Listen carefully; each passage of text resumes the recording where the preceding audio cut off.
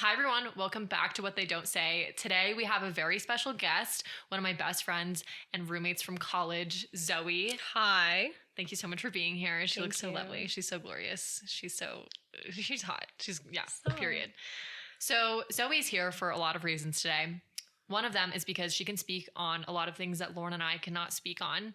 Zoe was sexually assaulted when she was a child. Yeah. You could also say molested. Along with that kind of led into a life where she was assaulted many other times. Mm-hmm. She experienced PTSD as a child. I've been assaulted more than just that one time as a kid. It's happened throughout my life, as it tends to. Which a lot of people think, oh, this is like a one and done scenario. It's not. Pranked. And Zoe, pranked. Pranked. Surprise. Surprise. You can be assaulted more than once. You can. But on top of all of that, and outside of all of Zoe's trauma and, healing that she's done, she currently goes to law school in New York. She's a big city gal. I am. She got her bachelor's degree in journalism. That's what you would say, right? Yeah. I have my bachelor's in journalism, and I was a reporter for a long time. I was a political reporter. Hell yeah. Yeah. And she's queer. And I'm queer. Hey, ladies. She's looking at you. That's right. So without further ado, we're just going to dive right in. We've got a lot to cover. This is we wanted to pack as much as we possibly could into one episode because Zoe's literally leaving in 2 hours to go to the airport and fly back to the Big Apple. That's right. That's so cringy. I know, I hate it. But I do live there. I'm really excited to be here today. As we said, I've been through it. I've been through the ringer, and I like to think I've successfully ran away from my problems. But you've worked through them too. I've worked through them too. You've been through I've done a lot of therapy. So much therapy. Yeah, lots of therapy. Sometimes inpatient stuff. Hello, grippy sock vacation. Sometimes we need it. Okay, it's good for the soul. Yeah, I'm really excited to be here today to talk about it and trauma dump on everyone a little bit. But that's what we do here. That's what we do here. Yeah. We trauma dump to help other people through their own trauma. Yes. Shannon sat me down in a Mexican restaurant 6 months ago. Maybe even more than 6 months ago. And she told me just about this project and this podcast and the idea of it. And I was so excited. I didn't even have a name yet. And I was so excited for her. And I've been a listener since day one. And I feel like I'm sitting on our living room couch just having conversation again. It brings me a lot of comfort. And I think it brings your listeners a lot of comfort. And yeah, I'm really proud of you. So super excited to be here. I'm so happy that you're here. Big heart. Obviously, I know everything about you. Yeah. I've heard the stories, but sure. Tell our listeners kind of I guess just an overview of your story if you want to share any pieces of who you are. Yeah. Tell us sort of what you've been through. Just give us an overview. Sure. In terms of sexual assault, I think this is something that it's finally getting the attention it deserves. Typically, people who are assaulted tend to get assaulted multiple times within their life. I was assaulted at an incredibly young age. I was 7 the first time I was assaulted. And then there's been multiple times in my life where maybe it was more harassment than assault, but I feel like it's just been a continuous theme. And I've been actually full assault at least 3 times after that as well. It's a repeat situation, but it started at an incredibly young age for me, and it's looked different every single time with coping with it and how it comes out in my life, how I see it now as an adult. All of it feels so unique. Every single experience. Yeah, every single experience is such a unique experience, and some things I'm fully healed from, and some things I'm going to be working on for a while, and everyone has a sort of thought about assault before it happens to you. Sure. Or, if it never happens to you, great, congrats. We're all jealous of you. But, you either have a thought about it and maybe you think it's oh, it's not that bad, or I would know what to do if it happens. And then it happens. And then after it happens, you think, okay, well, that was it. That was my one time. I'm good now. Yeah. And you think that you would never be in that same scenario ever again. Right. But then you found yourself in a similar scenario, but where you were assaulted multiple times. Yeah. By different people. Yeah. And yet it was all completely different. In my experience, the times I've been assaulted, I don't think I'm sitting there ooh, I'm being assaulted right now. I don't think I've ever been assaulted and in the moment be oh, that's what's happening at this moment. It's something I realized after, and it's still every single time has taken me by absolute surprise and wasn't able to prepare myself for it. And so each of them is a bad ex-boyfriend that I have a horrible memory and relationship with. Still, they're all very different. Could you kind of walk us through your first assault? You said you were 7 years old. I was 7, yeah. Which is just so young. So young. Like what was I doing what grade are you in? I was in second grade. Second grade. I was in second grade. You're learning, maybe you've learned some addition. I went to a Montessori school, actually, so I was doing division. So Zoe was popping off. I was popping off, doing great math. Naturally. But the point is like, you're not, like, you don't know anything. No. Like, at that age. I didn't. My parents actually had us, like, watch this safety video as kids. We had it for our VCR. And back in the day. And I know, I feel old right now. I know I'm not. Sorry, internet.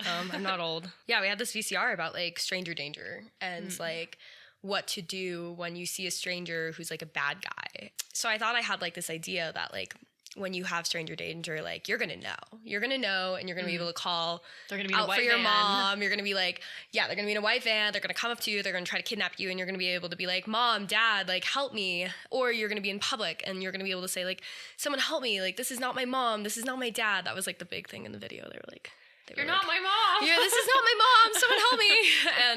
And that was not my experience. Yeah, I was 7. It was January 12th.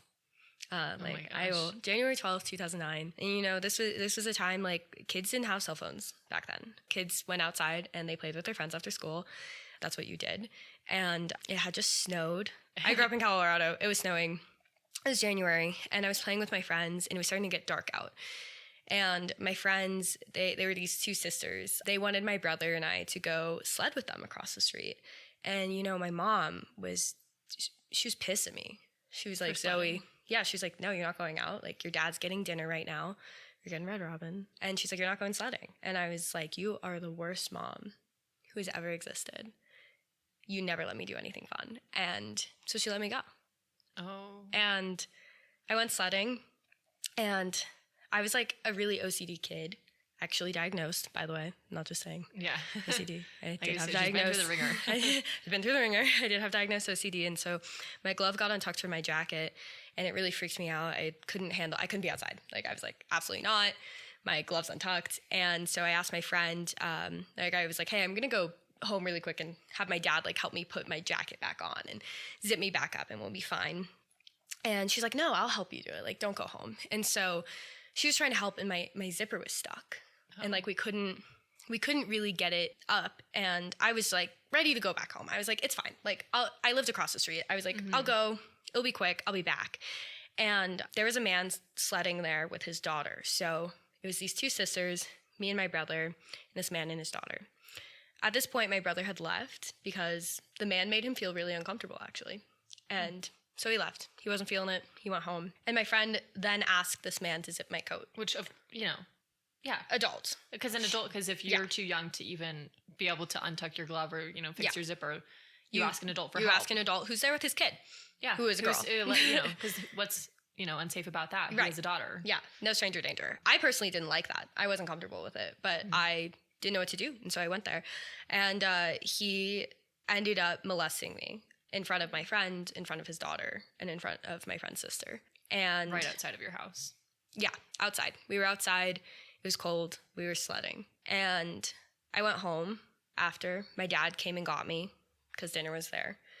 And I went home, and I was, like, in shock. Like, I couldn't eat. I just was sitting there, and my mom immediately knew something happened. But she thought, like, maybe me and my friends got in a fight. Like, maybe we were, like, arguing or something like that. And no, I told her immediately. We called the police, and we dealt with it from there. Thank you for sharing, Zoe. Yeah. Right after it happened, so you said that you had told your mom. I did. Did you know what it was? Like, do you remember how you explained it to your mom about what had happened to you? I'm going to be honest. I wish I remember the exact words I said. I think I said, like, a man, like, put his hand, like, in my underwear, I think is what I said to her. Okay. Something like that. I don't think I knew.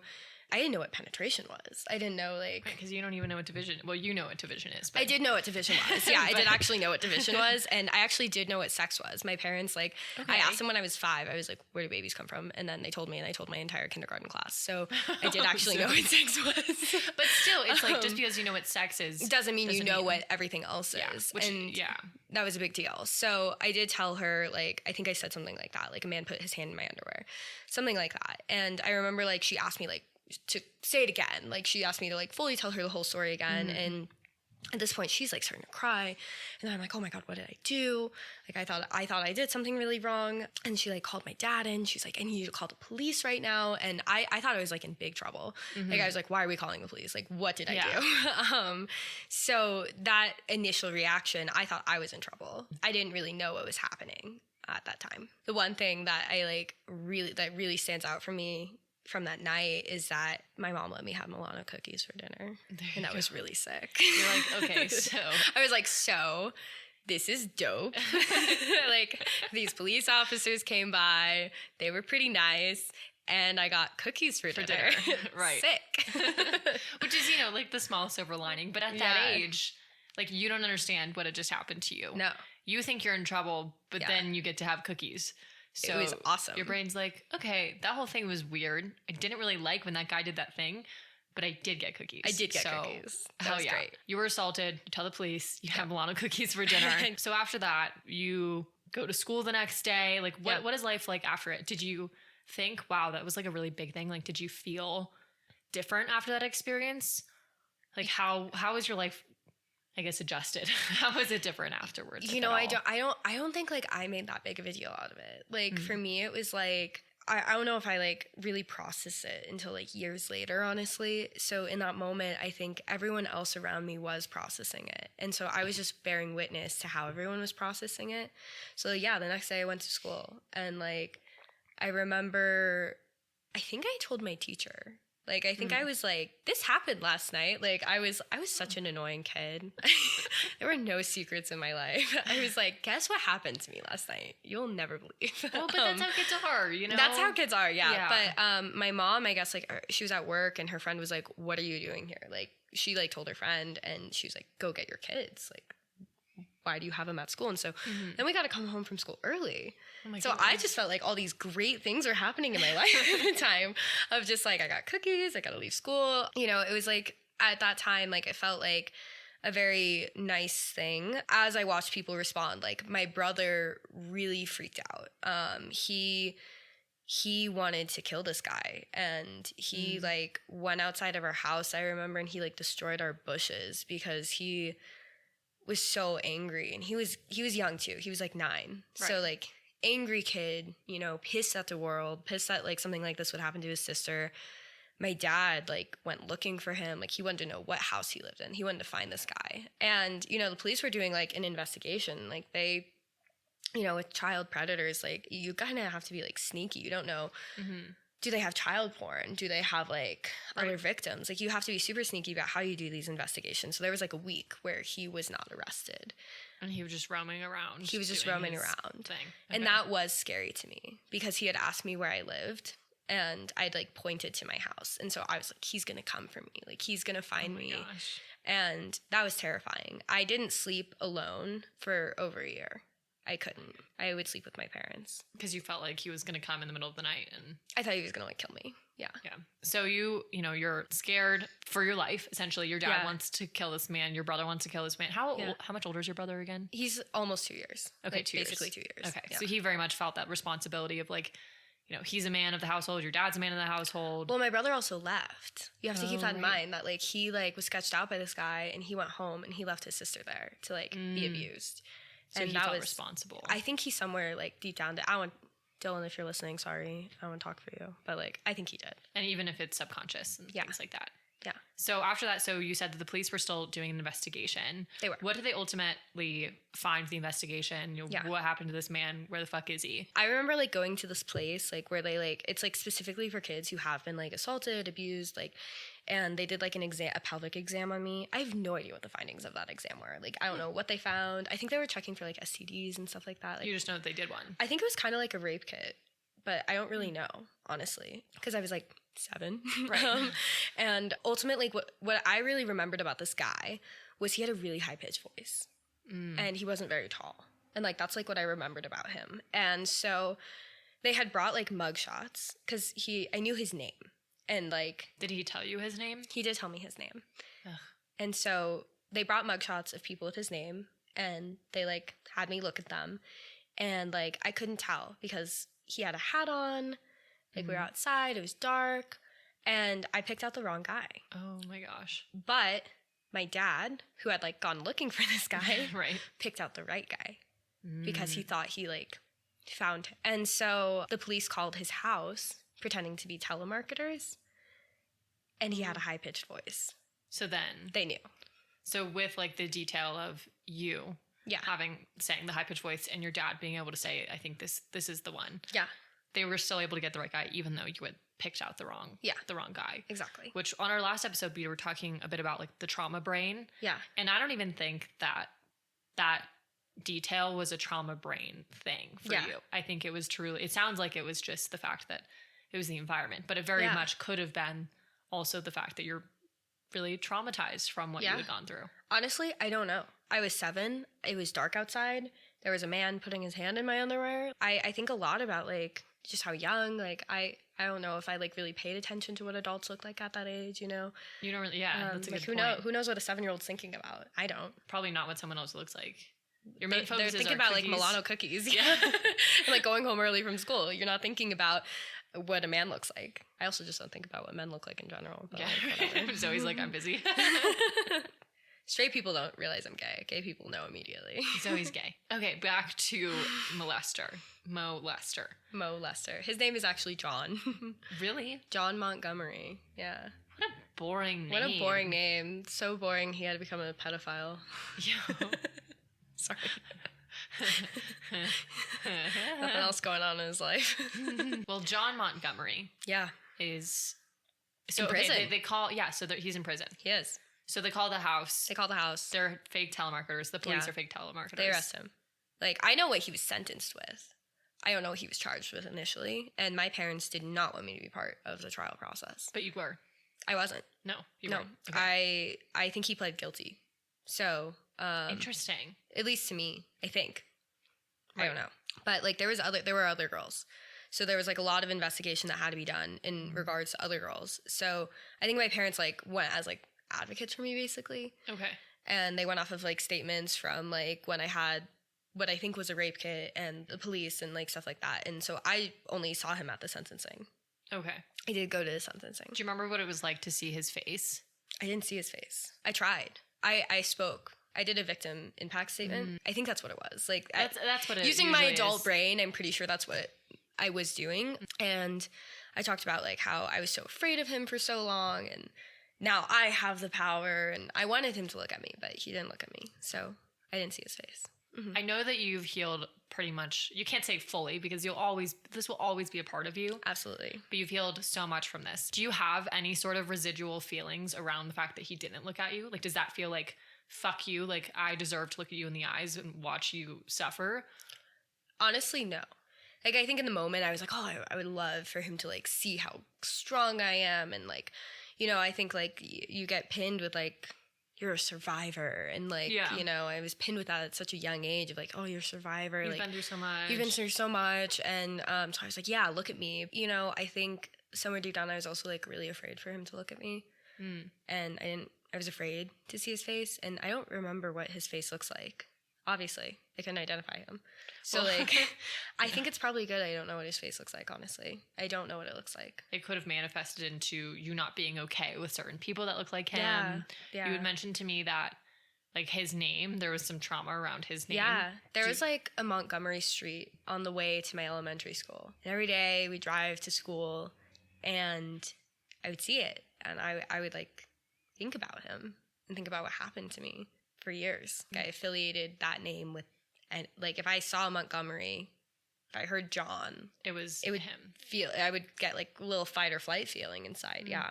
John Montgomery's in jail. He is.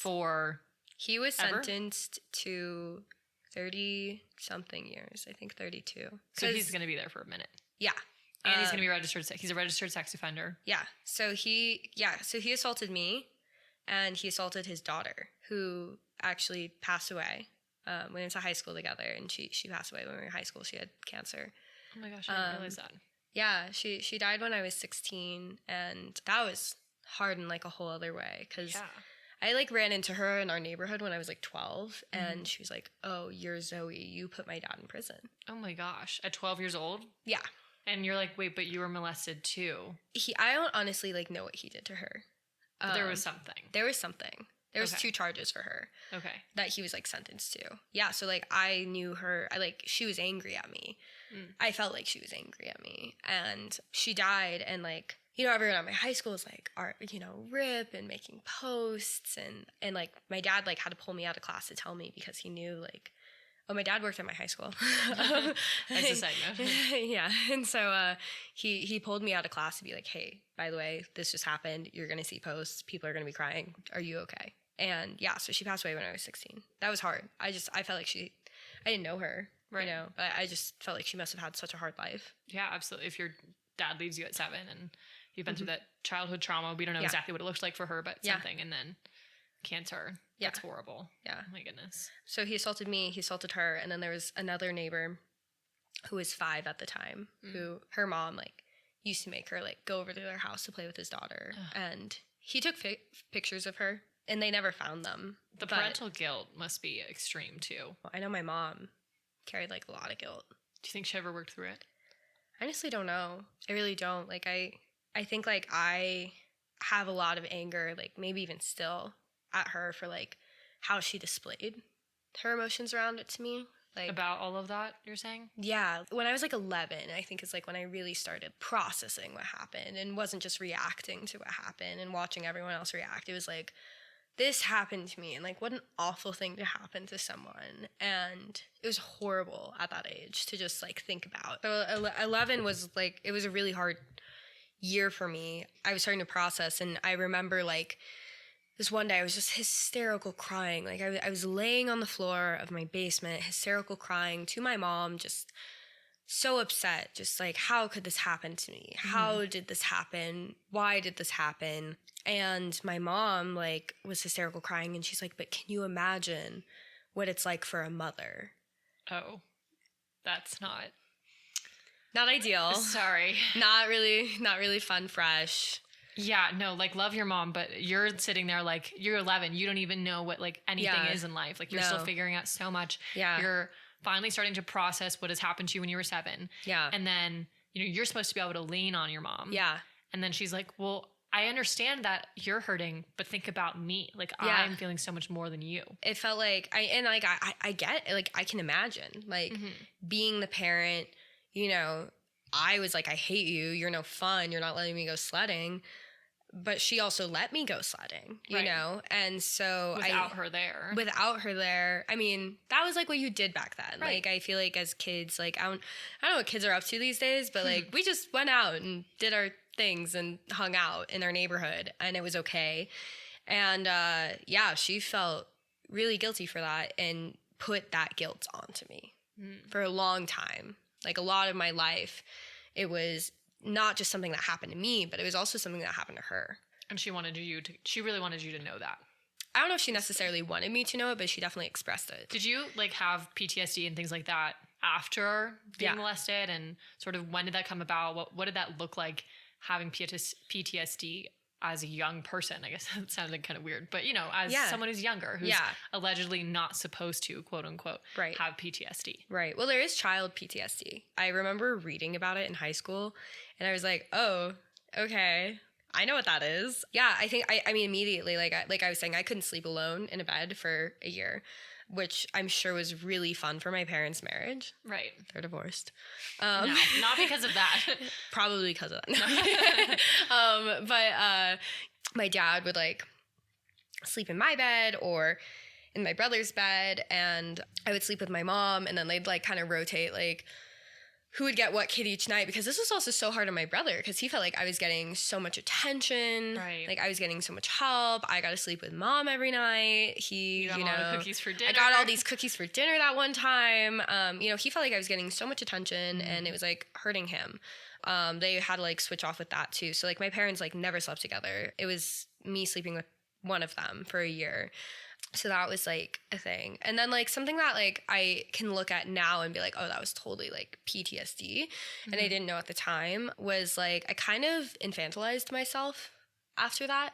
Which That's a big word. Zoe's got a vast vocabulary. I am in law school. I got to use my big words, my big girl words. Infantilize is like when you, I mean, it's usually something someone does to someone else. Like, like adult women like pretend like they're, oh, I'm baby, like that's infantilization. Oh, okay. It's just like infantizing. Oh, okay. I don't even know if that's a word, but like making someone infantile Like, and like they're acting super young. acting probably super for young. purposes of maybe It is usually like a attention. sexual thing. Sexual. Like in terms of like, not in my situation, but like in terms of this word. Okay. I'm giving a vocab lesson now. Thank you. Sorry. Back to Like, you know, like when you like watch porn and like Okay. there's like a woman who's like, oh, I'm just a little girl. girl. Like, yeah, that's infantilization. Okay. I'm a girl. I don't watch porn. Yeah, what? Girls don't do I've that. heard. Only boys. Allegedly. So You're infantilizing yourself, but I in a did different infantilize, way. not sexually. I was 9. Yeah, like I remember like I didn't need a car seat anymore. Like, why would I? But like I wanted one. Like I demanded to still have a car seat.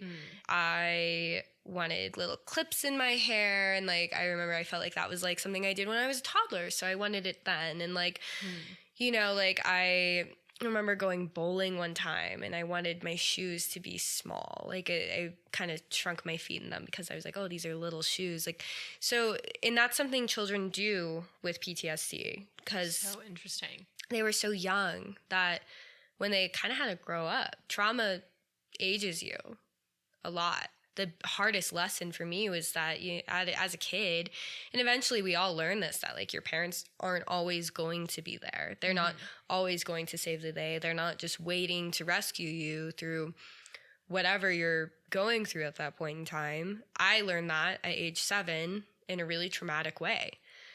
So to cope with that, kids sometimes will try to make themselves be really like baby-like. To like have mom and dad be there, to feel like a baby, to feel like you're protected. And I did do that for a while. I feel like so many kids want to grow up. Yeah. That's the big thing. You know, you see like little girls trying on their mom's high-heeled shoes and saying, and like the fake phones. And it's that thing of like, I just want to be big and grown up so that I can have my own phone so I can date boys. Yeah. But the PTSD response was completely opposite for you because you just wanted to feel safe and protected. I mean, I think I wanted to be like an adult in a lot of ways too. Of course. I had like all of that too. I was like also such a normal kid, but well, in some ways I was a really normal kid, but like I played with dolls till I was 12. Like I was in middle school playing with dolls because my child experience was stolen from me, and I would do anything to feel what I could from it and to experience what I could from it through maybe too old of an age. So you and I have talked about this sort of fight, flight, freeze, but then you've also mentioned that there's this thing called fawn. Yeah. And so, you know, you just explained what PTSD is like as a child, but you know, obviously you grew up. I did. Here you are, big girl. I know. New York City big girl. Yeah. But what did it look like? Like, how did it develop over time, especially with your, you know, relationships, sexually, physically? Sure. All of that. The biggest thing for me, like with PTSD as I like got older, was the girl who was like my friend, who was right next to me when I was assaulted. And I really mean like truly, she was standing next to me the entire time, watched it happen. We stopped being friends. Our parents had like a falling out, but we continued to go to school with each other through undergrad actually. So I saw her a lot. And that was a really hard experience for me up until like junior year of high school. There was like a rule, it like written into like my education plan that like I could not be in a class with her. Right. They wanted to have it separate. Yeah. Cause I would like lose it when I would see this girl because I would just picture her face of like looking at me get assaulted, and I couldn't handle it. So that was like a big part of like middle school, high school, and then like eventually it got better, and you know, we did like this really cool program our senior year of high school together, and you know, that really helped me, I think, like see her as a human being and not just part of my trauma. And yeah, like I ran into her at bars and we're like, hey, like, how are you? And hey, we don't talk about it. We've never talked about it, but it did happen. But yeah, so that was like a big part of my PTSD with that. I think that like when I became like sexually active, I think like I was almost like over sexual. And I think that's a really common thing. It's super common. Yeah. We were like looking into it the other day, and they use the words like promiscuous. Yeah. People are like way more likely, people who've been assaulted are way more likely to Yeah. be a part of risky or promiscuous behaviors. And it can be for reasons of like trying to recreate the experience. It can be because you lived your life on the safe side and that didn't help you anyways. Right. So you might as well try something different. Right. But so you were risque. I was a horny teen. Zoe was a horny. She was young and she was horny. Wait, but we're talking 14, you said? Did you say an age? Did I just pick that up? I think I like started like actively like at 14. I was like, I want to do this. Like I was like, I want someone to have sex with me. I need to find someone to have sex with me. Okay. Like I was on a mission. Yeah. I was on a mission. Zoe is on a mission to find, at this point of your life, men. Dick. You are searching for cock. I was like, find me a penis. Get it up in there. Yeah, I was so ready to like have sex, and then when I started having sex, I literally did not stop. I recently went through a dry spell, and it was the longest dry spell I've ever had. And how long was it? 6 months. But still, sorry, Mom. Yeah, it was 6 months, and like I started having sex when I was 15, and the longest I've ever gone without sex is 6 months. Because, yeah, I don't know. Actually, I don't have it because. I don't know why. Right. Yeah. But at a young age, you were really sexual. And I was. It's interesting because, I remember when I was 16, I thought, I'm so ready for sex. Well, kind of. That's like a complicated story. But I remember once I had sex for the first time, I remember thinking like, oh, I'm so old enough to do this. Like, this is totally fine. Like, I'm mature. I can drive a car. Like, I can have sex with boys. And in hindsight, I just think like, holy fuck, 16, 15 is so young. I was a child. What? Yeah, it's so young. What was I doing? Not to mention that you had gone through this trauma, but 15 is really young. It was really young. And like part of it too is like I wasn't just like having sex with like other 15-year-olds. Like I was having sex with like adults. Like 18, 20, 22-year-olds, that's what you're talking? Yeah. Where were you finding these men? Military school is one. That's a whole other story.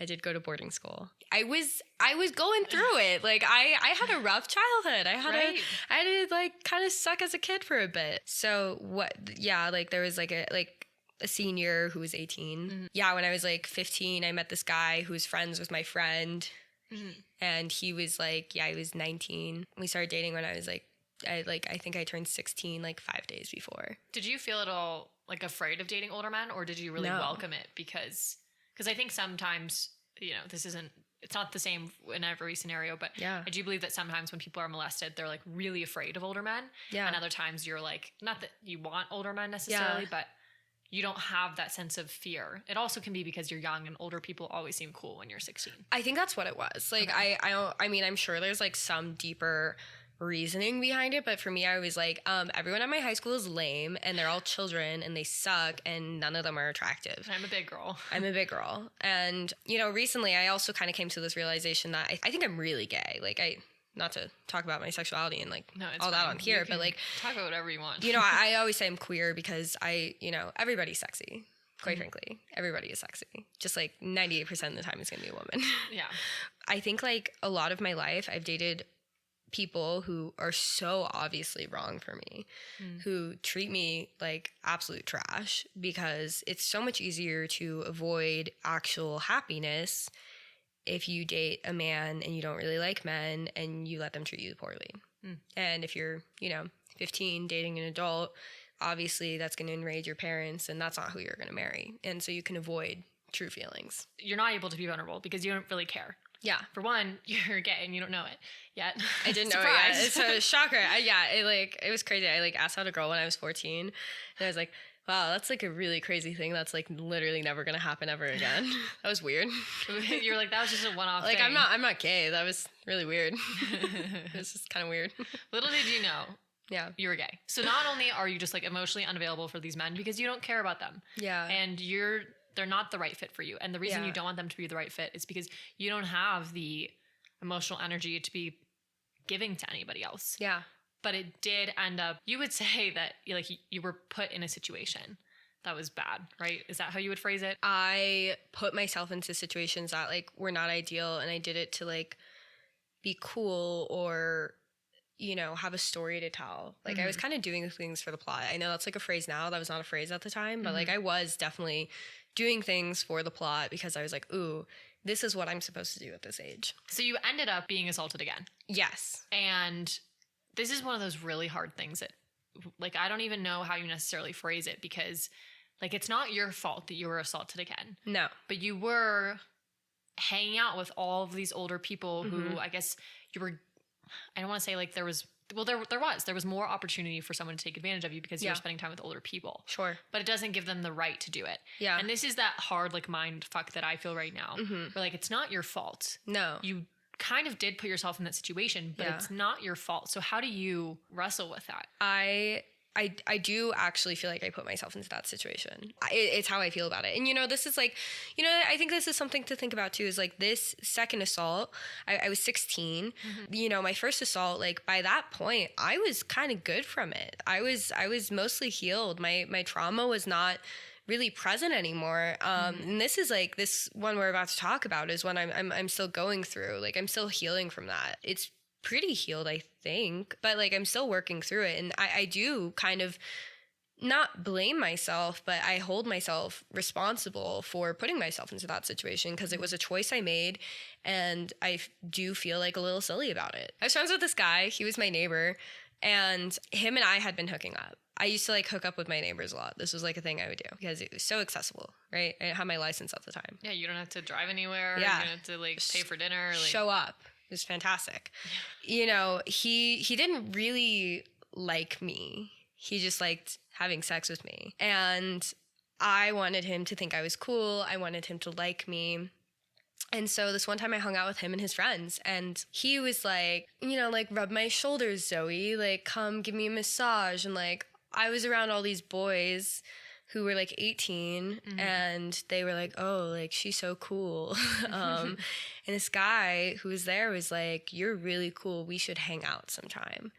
And we all know what that means. Like no one's an idiot. Like I knew this guy wanted to hang out with me. He wanted to watch a movie with me. And I was like, yeah, let's do it.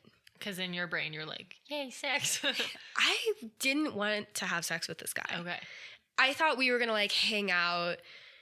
It was going to get a little flirty. And then my friend who I was like having sex with was going to want to have sex with me because his friend liked me. Oh, okay. I thought I was going to get this guy to like jealous. I thought I was going to get him jealous by like hanging out with his friend. I had zero intentions of having sex with this man. I thought he was repulsive. He was not cute. Yeah. Yeah. But then you hang out with him. I did hang out with him. Okay. And he raped me.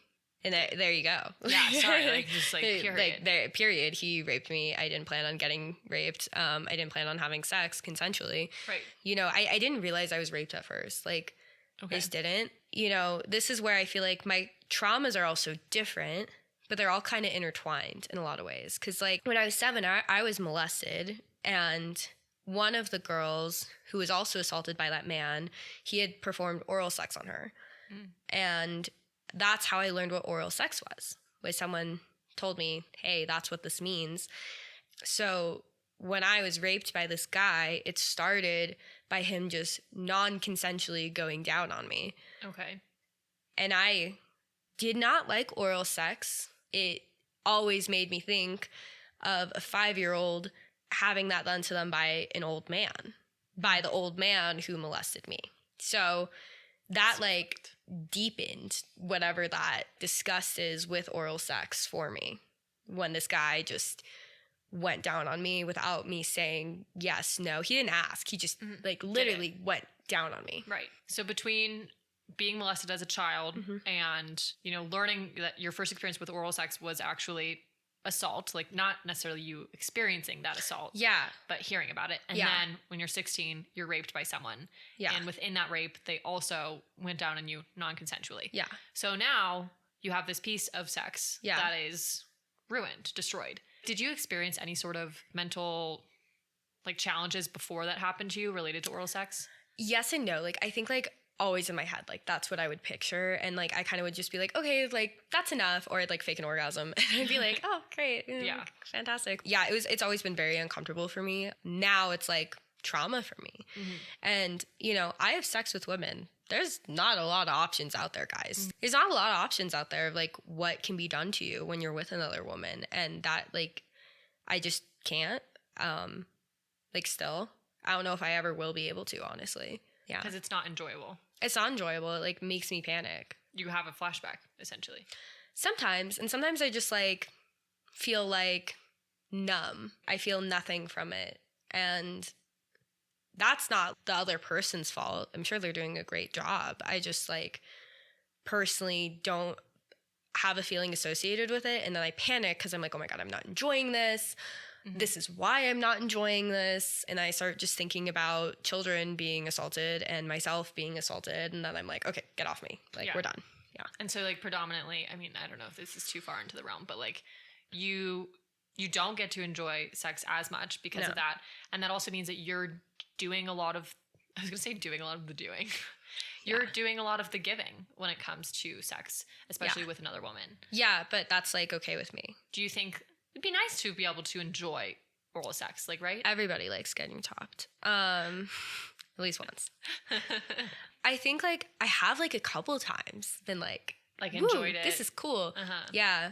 I don't know. It's like one of those things where like you just don't have it and you don't really know what like that good feels like. I mean, like I do know what that's felt like, but like it's not something I actively seek out. My life is not lacking without it, I don't think. Because I was going to say, like, do you have any advice for if someone else is also experiencing or oral sex, or there's a particular part of sex that is just so traumatizing? I can't say that you haven't worked through it, because you have in a way, because you've kind of accepted that that's just not for you necessarily. Well, you know, I think when it comes to like trauma, there's like reclamation and then there's acceptance. And I think like I've kind of picked and choose like what is reclamation for me? Like what can I reclaim? What can I take back and have be mine again? And then what can I just accept as being what it is? I hope that maybe someday I can reclaim that and I can enjoy that. But quite frankly, I don't know if that day is going to come. And it's not here right now. And so in this moment, I can just accept it for what it is. If you're someone who's out there who has been assaulted, who has things that have been lost from them, you know, evaluate that. Is that something you can reclaim? Is it, for me as a kid, like I couldn't walk by the fence post where I was assaulted. And I eventually did one day. I was like, screw it.